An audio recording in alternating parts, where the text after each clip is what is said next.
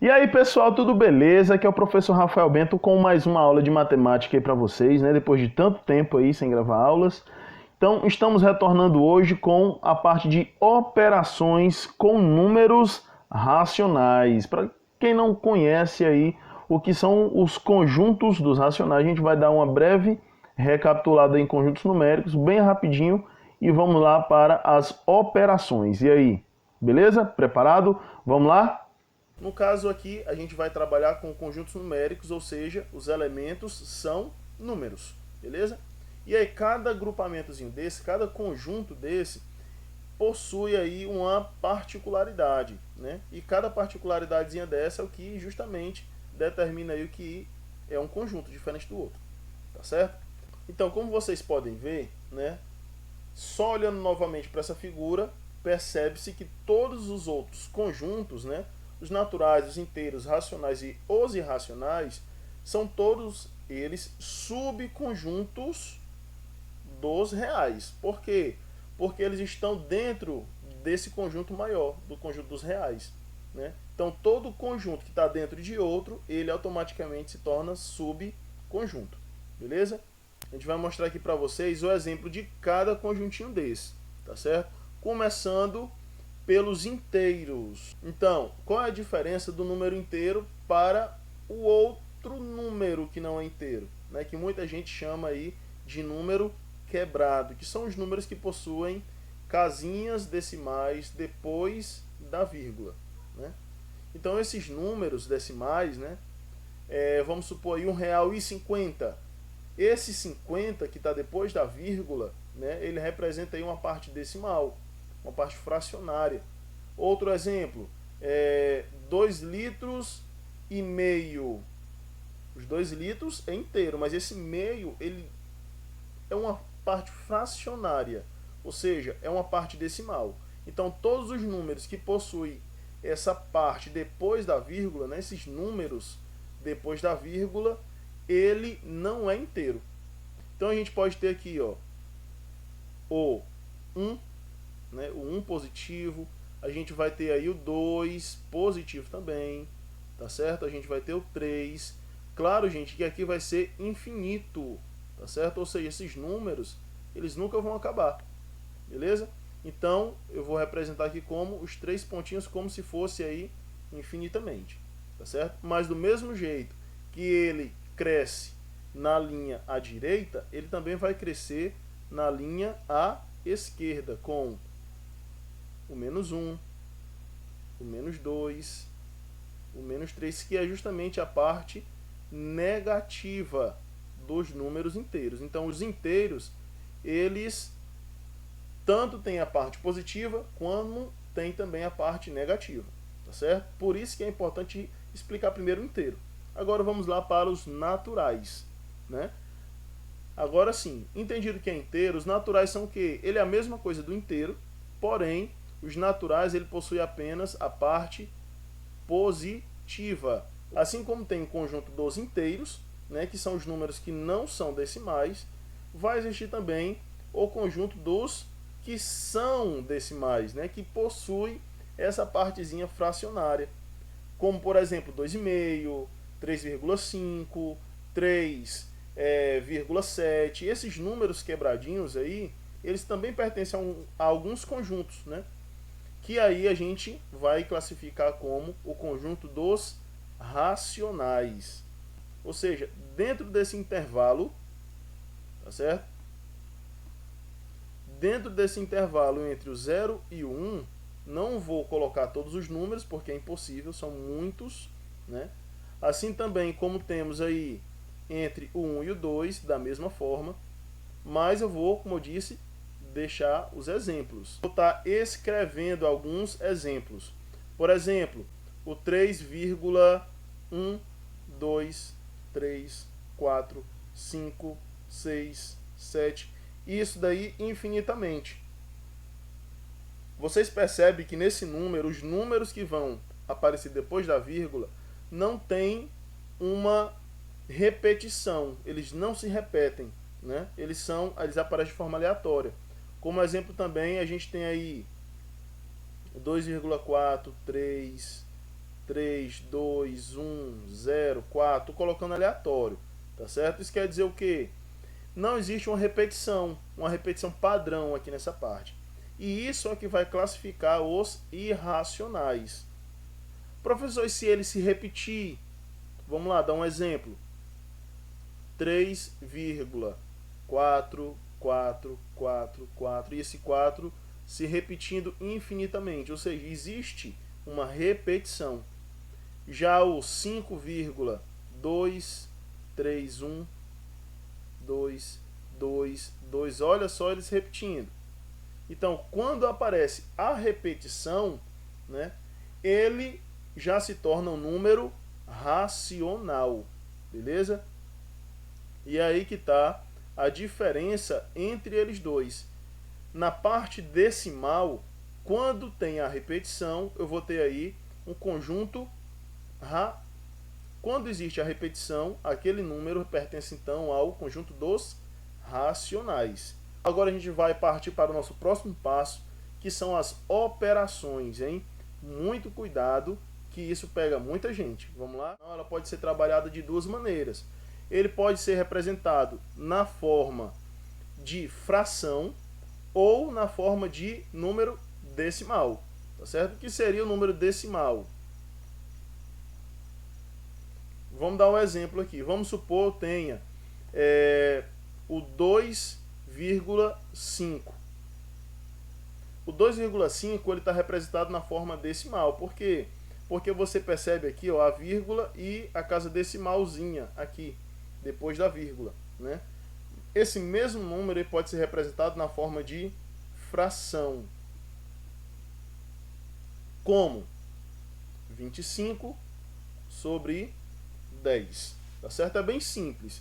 Porque cada casinha que tiver aqui, ó, eu coloco um zero embaixo.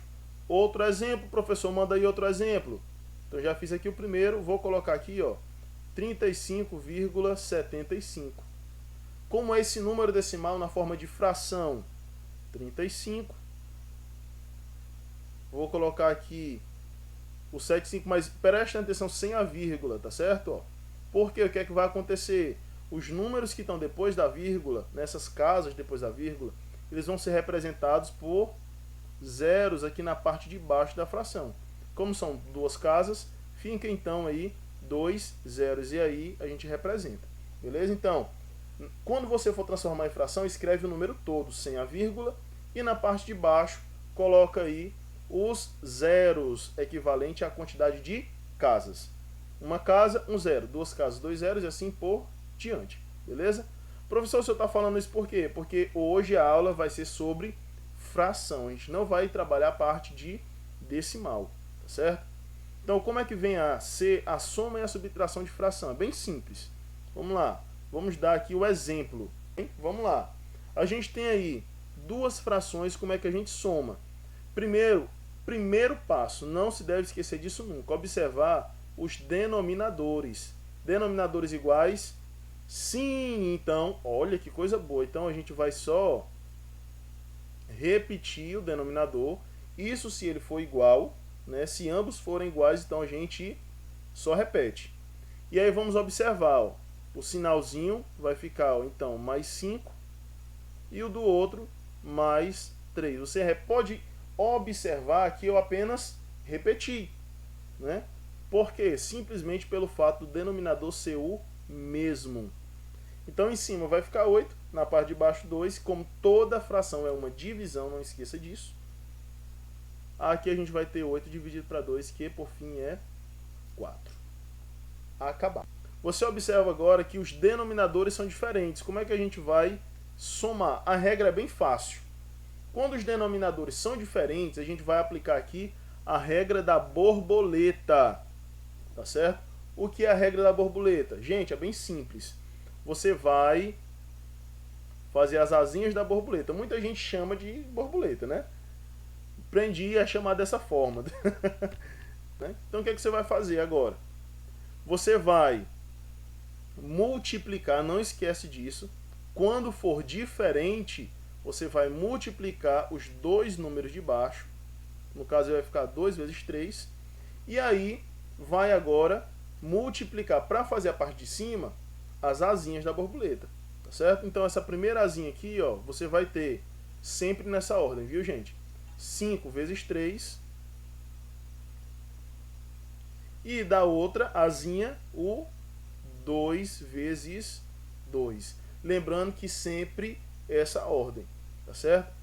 Nesse caso aqui, neste caso, vai ficar positivo e positivo aqui também, tá certo? Depois a gente vai trabalhar um pouco melhor isso daí. Então a gente vai ter aqui, ó, 3 vezes 5 fica 15, 2 vezes 2, 4, e embaixo a gente vai ter o 6. Pronto, morreu Maria P.A., tá aqui, ó. Vai ficar 19 em cima, 6 embaixo e acabou. Não dá para simplificar, então é bem simples, tá certo? Então, primeiro passo da soma e subtração, tanto faz um como o outro, o processo vai ser o mesmo, tá certo? Primeiro, multiplica os denominadores, como a gente viu aqui na parte de baixo, multiplicamos os denominadores, o 2 com 3, depois a gente multiplicou a primeira asinha, tá certo? No caso aí foi o 3 com 5, depois multiplica a segunda asinha, 2 com 2, e aí depois é só desenvolver, beleza? No caso aí ficou, no final, 19 sobre 6, ok? Multiplicação e divisão. Vamos às regras, primeiro da multiplicação, para a gente perceber aí também a questão das operações com números de sinais diferentes, tá certo? Então, primeiro, nesse primeiro exemplo, né, como é que a gente vai multiplicar? Sempre multiplica os de cima com os de cima, que são os numeradores, né? No caso vai ficar aqui 3 vezes 2, e os de baixo com os de baixo, que são os denominadores, 4 vezes 5. Sempre assim, multiplica os de cima entre si e os de baixo entre si também. Então aqui a gente vai ter, ó, 6 sobre 20, beleza? E aqui a gente vai ter, ó, 2 vezes 2, e na parte de baixo 3 vezes 5. Aqui a gente vai ter então, ó, 4 sobre 15, beleza? Só que é bom vocês prestarem atenção, como eu falei, né, dos sinais. Diz a regrinha do sinal o quê? Vamos lá, só recapitular. Só para recapitular. Sinais iguais, positivo com positivo ou negativo com negativo, sempre positivo. Sinais diferentes, quando um for mais, outro for menos, vai dar o quê? Menos. Beleza? Não esqueçam disso nunca. Beleza? Então vamos lá. Vamos ver aqui os sinais. Vou até destacar. Ó. O primeiro, nesse exemplo, o primeiro é positivo, o outro também é positivo. Sinais iguais, positivo. Permanece do jeito que está. No segundo exemplo, a gente tem negativo, o outro positivo. As frações estão com sinais diferentes, ou seja, no resultado final a gente vai ter uma fração negativa, beleza? Então, gente, a multiplicação é só isso. Multiplico de cima com de cima, os de baixo com os de baixo. Agora a gente vai para a divisão. Vamos lá para a divisão. Como é que a gente vai fazer a divisão de fração? Bem, o passo a passo que você não pode esquecer é justamente esse, que é de repetir a primeira fração e multiplicar pelo inverso da segunda fração. Vamos lá, a gente só entende com prática. Vamos lá, rapidinho aqui, ó. Vamos também colocar aqui dois exemplos, tá certo? Como a gente fez na anterior. 3 sobre 2, dividido agora, é uma divisão, por 5 meios. Vamos lá, outra. 10 sobre 7, positivo, dividido por menos 4 sobre 3. Show! Vamos lá como é que a gente resolve cada uma delas, né? Como eu falei, primeiro a gente vai fazer o quê? Repete a primeira fração.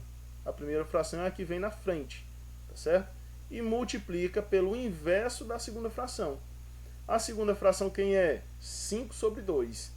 O inverso é o que? É botar de cabeça para baixo. Quem está em cima vai para baixo, e quem está embaixo vai para cima. Ou seja, ela vai ficar aqui 2/5, tá certo? Houve aí a inversão da posição dos números. E aí depois é só multiplicar, como a gente viu anteriormente. Multiplica os de cima, vai ficar aqui 3 vezes 2 e 2 vezes 5.